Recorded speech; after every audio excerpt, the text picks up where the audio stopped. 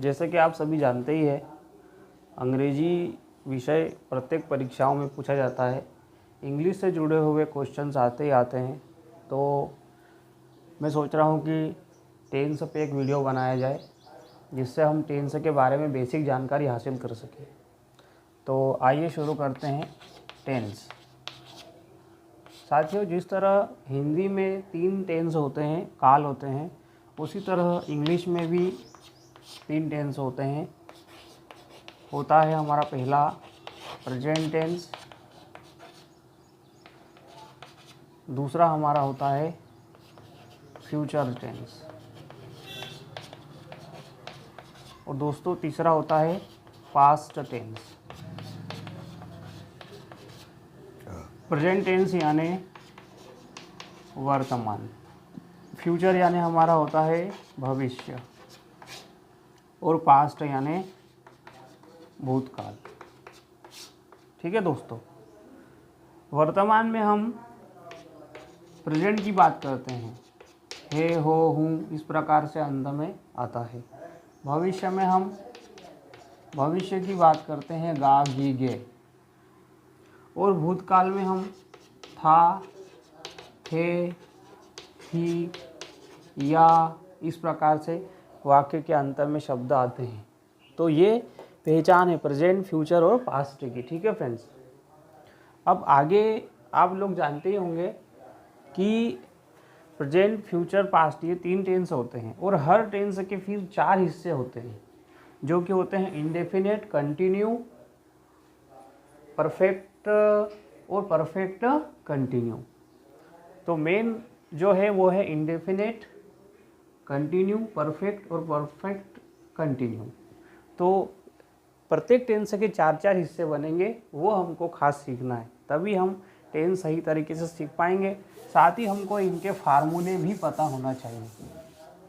जैसे अगर हम शुरुआत करें प्रेजेंट टेंस से, प्रेजेंट टेंस, प्रेजेंट टेंस में प्रेजेंट के 4 हिस्से होंगे। पहला होगा प्रेजेंट इंडेफिनेट, दूसरा है हमारा प्रेजेंट कंटिन्यूस, तीसरा हमारा है प्रेजेंट परफेक्ट, चौथा हो जाएगा present perfect continue. Present indefinite में शब्द से ही पता चल रहा है, इंडेफिनेट होता है समय, यानी कुछ इंडेफिनेट सा होता है, अनिश्चित होता है। तो प्रेजेंट इंडेफिनेट जो वाक्य होंगे टेंस में, तो वाक्य के अंत में क्या आएगा दोस्तों? ता है, ती है, ते है, इस प्रकार से वाक्य के अंत में शब्द आएगा। तो आपको समझ जाना है कि प्रेजेंट इंडेफिनेट का वाक्य है, अगर हम ट्रांसलेशन कर रहे हैं तो। और अगर हिंदी में नहीं है तो फिर आपको सेंटेंस देख के पहचान करना है कि ये सेंटेंस प्रेजेंट इंडेफिनेट का है। वो हम कैसे करेंगे आगे अब देखते हैं। प्रेजेंट कंटिन्यू का वाक्य होगा तो रहा है, रहे हैं, इस प्रकार से आएगा। प्रेजेंट परफेक्ट में चुका है, चुके हैं। प्रेजेंट कंटिन्यू में क्या होगा? प्रेजेंट परफेक्ट कंटिन्यू में 2 माह से रहा है ना, 3 बजे से रहे हैं, इस प्रकार से सेंटेंस के आखिरी में वह शब्द आएगा। ठीक है, तो हम एक एक करके अब समझ लेते हैं कि प्रेजेंट इंडेफिनिट में क्या फार्मूला रहेगा सेंटेंस का, है ना। कंटिन्यू में क्या रहेगा, परफेक्ट में क्या रहेगा, और परफेक्ट कंटिन्यू में क्या रहेगा। ठीक है फ्रेंड्स, तो पहला हमारा जो है टेंस वो है present perfect continue, present indefinite. सबसे पहला हमारा हो जाएगा प्रेजेंट इंडेफिनिट टेंस,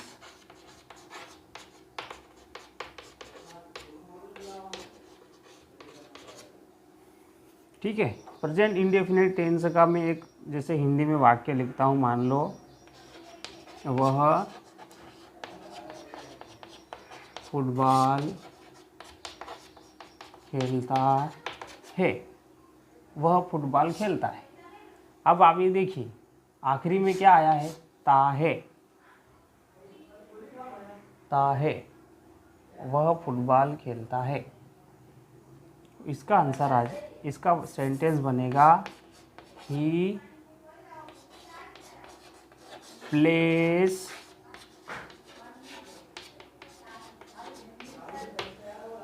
फुटबॉल, ही प्लेस फुटबॉल। अब देखिए मैंने क्या किया है, यहाँ पे ही हमारा क्या है, सब्जेक्ट। सब्जेक्ट को हिंदी में कहते हैं कर्ता, यानी कार्य करने वाला कौन है, ही, महीन से वह, तो वह हमारा सब्जेक्ट है, कर्ता है।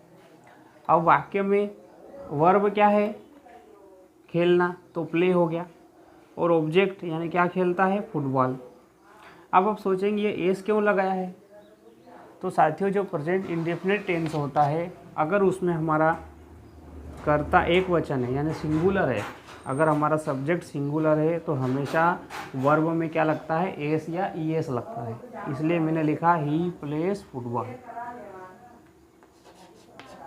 जैसे मान लो मैं फुटबॉल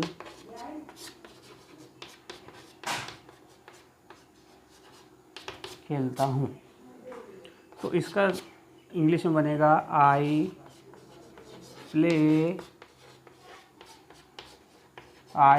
फुटबॉल। अब देखिए यहाँ मैंने मे के लिए आई लिखा है और प्ले फुटबॉल लिख दिया, और इसका ट्रांसलेट किया मैंने मैं फुटबॉल खेलता हूँ का। अब यहाँ पे मैंने प्ले में एस या इस लगाया क्या, नहीं, क्योंकि इसका फार्मूला है अगर बहुवचन हो तो सब्जेक्ट, वर्ब की फर्स्ट फॉर्म और ऑब्जेक्ट। ठीक है फ्रेंड दोस्तों, तो ये मैंने दो वाक्य लिखे हैं प्रेजेंट इंडेफिनिट के। वह फुटबॉल खेलता है तो ही प्लेस टू फुटबॉल, मैं फुटबॉल खेलता हूँ, आई प्ले फुटबॉल। अब मैं आपको इनके फार्मूले बताता हूँ। पहला फार्मूला है सिंगुलर के लिए, सब्जेक्ट प्लस वर्ब की फर्स्ट फॉर्म, इसमें क्या लगेगा, एस या ई एस, प्लस क्या हो जाएगा, ऑब्जेक्ट। ये कब फार्मूला हम यूज़ करते हैं, जब हमारा सब्जेक्ट कैसा हो, सिंगुलर हो। दूसरा फार्मूला है सब्जेक्ट प्लस वर्ब की फर्स्ट फॉर्म प्लस ऑब्जेक्ट। ये हमारा कब काम आता है, जब सब्जेक्ट क्या हो, प्लूरल हो। Very simple. जैसे यहाँ पे आई को प्लूरल माना जाता है, इसलिए वर्ब के में एस या इस नहीं लगा हुआ है, सीधा आई प्ले फुटबॉल है। और ही यानी वह एक वचन है, इसलिए प्ले में क्या लगा हुआ है, एस, ही प्लेस फुटबॉल। मैं फुटबॉल खेलता हूँ, आई प्ले फुटबॉल। ठीक है। अब आप चाहें तो इंडेफिनिट को आप नेगेटिव और इंट्रागेटिव में बदल सकते हैं। मान लो यहाँ पे लिखा होगा वह फुटबॉल नहीं खेलता है, तो इसका नेगेटिव बनेगा, अब नहीं आ गया तो नेगेटिव बनेगा, तो ही इसका नेगेटिव बनेगा he does not play football. जब हम नहीं बताएंगे वाक्य में तो फिर डज नॉट हो जाएगा, हेल्पिंग वर्ब क्या आ जाएगी, डज नॉट प्ले फुटबॉल। अब आप देखिए जब डज नॉट लिखा है तो प्ले में से एस हट गया है।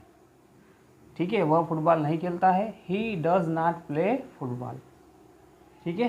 प्रेजेंट इंडेफिनिट में अगर वाक्य पॉजिटिव हो और सिंगुलर हमारा सब्जेक्ट हो और उसको नेगेटिव में बदलेंगे तो क्या आ जाएगा, he does not play football. इसी तरह मान लो मैं फुटबॉल नहीं खेलता हूँ, मैं फुटबॉल नहीं खेलता हूँ। तो यहाँ आ जाएगा I do not play football. ठीक है, अब यहाँ पे क्या हो गया, जब नेगेटिव बात आ गई तो I do not play football, यहाँ भी क्या लगा, डू नॉट। अब डू नॉट क्यों लगता है, क्योंकि यहाँ पे सब्जेक्ट हमारा प्लूरल है, बहुवचन है। यहाँ सब्जेक्ट एक वचन था, ही था, तो डज नॉट लगा। यहाँ क्या लगेगा, डू नॉट। डू नॉट को ही डोंट बोलते हैं आजकल की भाषा में, डज नॉट को डजंट बोलते हैं। ठीक है, तो साथियों इस तरह मैंने अभी आपको समझाया है प्रेजेंट इंडेफिनिट टेंस। इसका और भी ट्रांसलेशन हो सकता है, यहाँ कम जगह है लेकिन मैं, अब ये नेगेटिव सेंटेंस बन गया। अब इंट्रागेटिव यानी प्रश्नवाचक कैसे बनेगा, क्या वह फुटबॉल खेलता है, क्वेश्चन मार्क लग गया। तो कुछ नहीं करना है, जैसे वहाँ डज नॉट आ गया था और यहाँ पे अब इंट्रागेटिव क्वेश्चन वाक्य है, तो हम क्या करेंगे, डज को आगे ले आएंगे। Does he play, does he play football, ये हमारा सेंटेंस बन गया। मान लीजिए वाक्य कभी ऐसा हो, क्या मैं फुटबॉल खेलता हूँ, तो फिर जैसे वहाँ डू नॉट था तो अब डू आगे आ जाएगा, डू आई प्ले फुटबॉल। ये देखिए, ये पॉजिटिव सेंटेंस थे, इनके रूल्स मैंने आपको बता दिए हैं। सब्जेक्ट अगर एक वचन हो तो वर्ब में एस या ईएस लगता है और ऑब्जेक्ट आ जाता है। जैसे ये सब्जेक्ट प्लस वर्ब की फर्स्ट फॉर्म एस या ईएस प्लस ऑब्जेक्ट, ये सिंगुलर के लिए, कर्ता एक वचन हो तब। कर्ता अगर बहुवचन हो तो सब्जेक्ट प्लस वर्ब की पहली फॉर्म और ऑब्जेक्ट। अब इन्हीं को हमने क्या बनाया, नकारात्मक या नेगेटिव बनाया और इंट्रोगेटिव यानी प्रश्नवाचक बनाया। जब नेगेटिव सेंटेंस बनाएंगे तो सब्जेक्ट एक वचन होने पर डज नॉट लगेगा, बहुवचन होने पर डू नॉट लगेगा। ठीक है, वहीं पर अगर आपको इंट्रोगेटिव बनाना है तो सब्जेक्ट एक वचन होने पर डज आगे आ जाएगा। डज जैसे ही आगे आया ये इंट्रोगेटिव यानी प्रश्नवाचक वाक्य बन जाएगा। डज ही प्ले फुटबॉल, क्या वह फुटबॉल खेलता है, क्या मैं फुटबॉल खेलता हूँ, do I play football, do आगे आ गया, यहाँ पे डज आगे आ गया और क्वेश्चन मार्क लग जाएगा। ठीक है फ्रेंड्स, इस तरह भी मैंने आपको क्या समझाया, प्रेजेंट इंडेफिनिट टेंस। उम्मीद है आपको समझ में आया होगा। Thank you. अभी आपने देखा present indefinite tense. Present indefinite tense को मैं फिर से रिपीट कर रहा हूँ, रिकैप कर रहा हूँ। इसका जो फार्मूला होता है वो एक वचन यानी सिंगुलर के लिए होता है, सब्जेक्ट प्लस वर्ब का पहला फॉर्म, उसमें लगता है एस या ईएस प्लस ऑब्जेक्ट, ये हो गया सिंगुलर के लिए।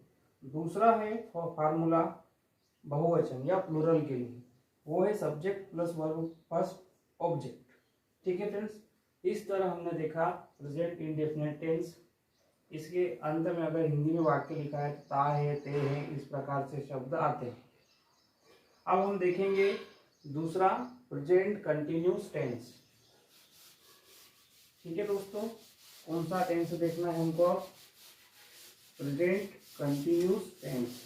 कंटिन्यू का मतलब ही पता चल रहा है कि कोई काम कंटिन्यू हो रहा है। ठीक है, दूसरा हो जाएगा हमारा प्रेजेंट कंटिन्यूस टेंस। इसमें वाक्य के अंत में क्या आता है, रहा है, रहे हैं, रहे, रहे हो। ठीक है, ये वाक्य के अंत में आएंगे और पता ही चल रहा है कि कंटिन्यू काम हो रहा है। तो अभी हमको देखना है प्रेजेंट कंटिन्यूस टेंस। जैसे मैं एक वाक्य लिखता हूँ, वह फुटबॉल खेल रहा है। इसका ट्रांसलेशन क्या हो जाएगा, ही इज प्लेइंग फुटबॉल। अब यहाँ पे फिर से वह सिंगुलर है, एक वचन कार्य करता है, यानी एक वचन सिंगुलर सब्जेक्ट है, तो इसका फार्मूला होता है subject plus is am are plus verb की फर्स्ट फॉर्म में क्या लग जाता है दोस्तों, हमेशा आईएनजी, और क्या रहेगा फिर ऑब्जेक्ट। सब्जेक्ट में या तो इज लगेगा, एम लगेगा, आर लगेगा, और हमेशा वर्ब की फर्स्ट फॉर्म में आईएनजी लगेगा। ये इसकी विशेषता है प्रेजेंट कंटिन्यूअस टेंस की। अब जैसे यहाँ पे सब्जेक्ट ही था तो उसके साथ में क्या लगा, इज, तो अगर ही हो, शी हो, या किसी का नाम हो तो उसके साथ में हमेशा इज लगेगा। ठीक है, इज लगेगा प्लस वर्ब में आईएनजी रहेगी और प्लस क्या रहेगा, ऑब्जेक्ट। अब ये एम का लगता है, एम लगता है हमेशा आई के साथ, आई प्लस एम, फिर वही वर्ब में आईएनजी और ऑब्जेक्ट। ही, शी, नेम या ईट हो, ईट में भी क्या लगेगा, इज लगेगा। अब जितने भी प्लूरल है, जैसे कौन कौन, यू, वी, दे, इन सब के साथ में क्या लगेगा साथियों, आर, और वर्ब में क्या लगेगी, वही आईएनजी और प्लस ऑब्जेक्ट। तो हेल्पिंग वर्ब के हिसाब से ये तीन फार्मूले बनते हैं। अगर सिंगुलर सब्जेक्ट है तो इज लगेगा, आई हो तो उसके साथ में हमेशा एम लगेगा, यू, वी, दे बहुवचन प्लूरल है सभी सब्जेक्ट, इसके साथ में आर लगेगा, और वर्ब में हमेशा क्या लगेगी, आईएनजी आईएनजी आईएनजी। अब हम कुछ वाक्य लिखते हैं और ट्रांसलेट करते हैं। जैसे देखिए, वह जा रहा है, वह क्या कर रहा है, जा रहा है, तो he is going, he is going, ही हमारा एक वचन है, सिंगुलर सब्जेक्ट है, इज आ गया साथ में, और वर्ब में क्या लग गई, आईएनजी। मैं मान लीजिए पुस्तक पढ़ रहा हूं, तो इसका बनेगा I am reading a book, I am reading a book, I के साथ में एम लगा, और रीड में क्या लग गई, आईएनजी, और क्या पढ़ रहा हूँ, एक पे पुस्तक पढ़ रहा हूँ। हम नाच रहे हैं, तो सरल सा बनेगा, हम का लिए we are dancing, we are dancing. ये हो गए हमारे प्रेजेंट कंटिन्यूअस टेंस के वाक्य। अब आप इनको आप चाहो तो नेगेटिव बना सकते हैं, जैसे वह नहीं जा रहा है, तो क्या बन जाएगा, ही इज नहीं जा रहा है तो ही इज नॉट गोइंग। ये इसको ही हम इंट्रागेटिव बना सकते हैं, क्या वह जा रहा है, तो जब प्रश्नवाचक बन गया तो इज का आ जाएगा आगे, is he going, is he going, और क्या लग जाएगा, क्वेश्चन मार्क लग जाएगा। ठीक है, ये हमने क्या समझ लिया, नेगेटिव और इंट्रागेटिव। ठीक है, और टेंस हमारा कौन सा चल रहा है, प्रेजेंट कंटिन्यूअस टेंस। इसको मैं इधर लिख देता हूँ, प्रेजेंट कंटिन्यूअस टेंस। अब मान लीजिए मेरे को और कभी नीचे के वाक्य बनाना हो, जैसे हम नहीं नाच रहे हैं, हम के लिए आ जाएगा वी बहुवचन है तो आ जाएगा are, we are not dancing. क्या हम नाच रहे हैं? क्या हम नाच रहे हैं? तो आर आगे आ जाएगा। Are we dancing. ठीक है, ये मैंने बना दिए, हमने देख लिए इंट्रागेटिव और नेगेटिव। तो प्रेजेंट कंटिन्यूस टेंस में दोस्तों फार्मूला होता है subject plus is, am, are, verb में आईएनजी और ऑब्जेक्ट। इज हमेशा किसके साथ में लगेगा? ही शी इट या किसी नाम के साथ इज लगेगा। एम के साथ लगेगा हमेशा आई के साथ। I am going, I am coming, I am writing a letter, I am eating food, I am watching movie. ठीक है, he is going to school, she is coming towards you, she is eating food, she is cooking food, she is watching movie, she is playing cricket। कोई नाम है जैसे Ram is going to school, है ना, Ravi is going to home, तो is लगता है इनके साथ में। आई के साथ हमेशा क्या लगेगा? एम। प्लूरल होगा तो क्या लगेगा? आर। इस तरह ये फार्मूले भी है, वाक्य भी हमने देखे। ठीक है फ्रेंड्स, ये हमने देख लिया प्रेजेंट कंटिन्यूस टेंस। अब आगे हम देखेंगे यहाँ पे प्रेजेंट के 4 हिस्से हम देख रहे हैं। पहला था इंडेफिनिट, दूसरा अभी हमने देखा प्रेजेंट कंटिन्यूस टेंस, तो तीसरा होता है दोस्तों प्रेजेंट परफेक्ट। प्रेजेंट परफेक्ट जब कोई काम है जो हो चुका है, कोई काम होगा वो हो चुका है या हो गया है, तो ऐसी स्थिति में कौन सा टेंस रहता है? Present perfect tense. जैसे वह फुटबॉल खेल चुका है, तो इसका क्या बनेगा? he has played football. ये he has played फुटबॉल। इसका फार्मूला बहुत सरल रहता है प्रेजेंट परफेक्ट का। सब्जेक्ट प्लस हैज या हैव प्लस वर्ब की हमेशा कौन सी फॉर्म लगेगी? Third form. और क्या रहेगा? ऑब्जेक्ट। सरल है, सब्जेक्ट प्लस हैज या हैव, वर्ब की तीसरी रूप आती है हमेशा, और ऑब्जेक्ट।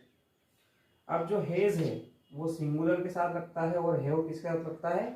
प्लूरल के साथ। जैसे ही है तो हैज लगेगा, और जैसे हम नाच चुके हैं तो हम के लिए लगेगा वी, और वी प्लूरल है तो क्या लगेगा? हैव। वी हैव डांस्ड, यानी तीसरा फॉर्म लगेगा। बराबर हमेशा कौन सा फॉर्म लगेगा? तीसरा। मैं देख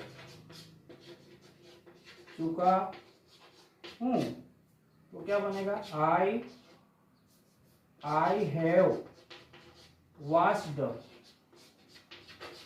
यानी हमेशा क्या लगेगा? तीसरा form.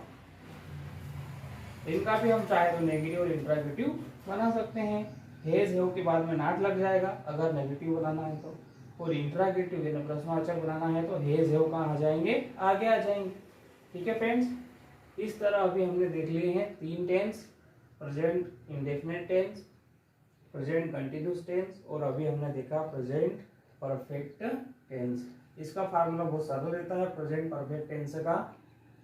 Subject plus has have plus verb का तीसरा रूप हमेशा, और ऑब्जेक्ट। ठीक है, आगे हम देखेंगे present perfect continuous tense. Thank you. अभी तक आपने देख लिया है प्रेजेंट परफेक्ट टेंस। अब हम प्रेजेंट टेंस का सबसे लास्ट टेंस देखेंगे जिसका नाम है present perfect continuous tense. Present perfect continuous, जैसे कि नाम से ही पता चल रहा है इसमें प्रेजेंट परफेक्ट का भी कुछ हिस्सा रहेगा और प्रेजेंट कंटिन्यूस टेंस का भी कुछ हिस्सा रहेगा। इसका हम एक वाक्य लिखेंगे हिंदी में और देखेंगे कि कैसे दोनों टेंस इकट्ठे हो रहे हैं। जैसे मान लीजिए कोई बोलता है कि वह 2 दिन से स्कूल जा रहा है। तो यहाँ पे एक समय भी दिया हुआ है, 2 दिन से स्कूल जा रहा है, काम भी हो रहा है। तो जहाँ पे समय की बात हो और काम कंटिन्यूसली हो रहा हो तो वहाँ पे जो टेंस होता है वो कहलाता है प्रेजेंट परफेक्ट कंटिन्यूस टेंस। इसका फार्मूला देखिए, सब्जेक्ट प्लस क्या हो जाएगा, हैज या हैव प्लस बीन, यानी सब्जेक्ट में या तो हैज बीन लगेगा या हैव बीन लगेगा। वर्ब में हमेशा क्या रहेगी फ्रेंड्स, आईएनजी प्लस जब समय की बात होगी तो सिंस या फार का यूज करेंगे और क्या हो जाएगा आखिरी में ऑब्जेक्ट। इस तरह ये इसका फार्मूला बनेगा, सब्जेक्ट प्लस हैज बीन या हैव बीन, हैज बीन या हैव बीन। और वर्ब में क्या लगेगी, हमेशा आईएनजी, क्योंकि कंटिन्यूस टेंस भी है इसमें। और टाइम दिखाने के लिए हम बताएंगे सिंस या फार, और आखिरी में क्या आ जाएगा फ्रेंड्स, ऑब्जेक्ट। जैसे वह 2 दिन से स्कूल जा रहा है तो इसका सेंटेंस बनेगा he has been going to school. अब यहाँ पे 2 दिन से लिखा हुआ है तो यहाँ सिंस लिखेंगे कि फार लिखेंगे, यहाँ लिखेंगे फार, फार 2 डेज। फार मैंने इसलिए लिखा है क्योंकि 2 दिन, लेकिन कौन से 2 दिन, इसका यहाँ पे उल्लेख नहीं किया गया है कि 2 दिन कौन से। तो जब समय स्पष्ट नहीं हो तो वहाँ पे हम लिखते हैं फार। अगर यहाँ पे लिखा हुआ होता कि वो मंगलवार से जा रहा है तो फिर हमको सिंस मंडे लिखना पड़ता, लेकिन यहाँ 2 दिन की बात कही गई है तो हम लिखेंगे since for 2 days. He has been going to school for 2 days. अब जैसे मान लो हम एक और वाक्य लेते हैं, हम 2 घंटे से काम कर रहे हैं। ये भी प्रेजेंट परफेक्ट कंटिन्यूस टेंस का वाक्य है। इसका ट्रांसलेशन होगा वी हैव बीन। अब क्या आ जाएगा यहाँ पे, हैव बीन, क्योंकि वी प्लूरल है, ही सिंगुलर था तो हैज आया, वी बहुवचन है प्लूरल है तो हैव बीन आएगा। We have been doing work, फिर 2 घंटे से, तो यहाँ आ जाएगा फॉर 2 hours।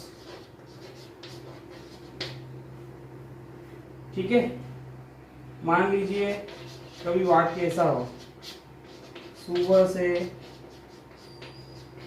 बारिश हो रही है, तो ये बनेगा इट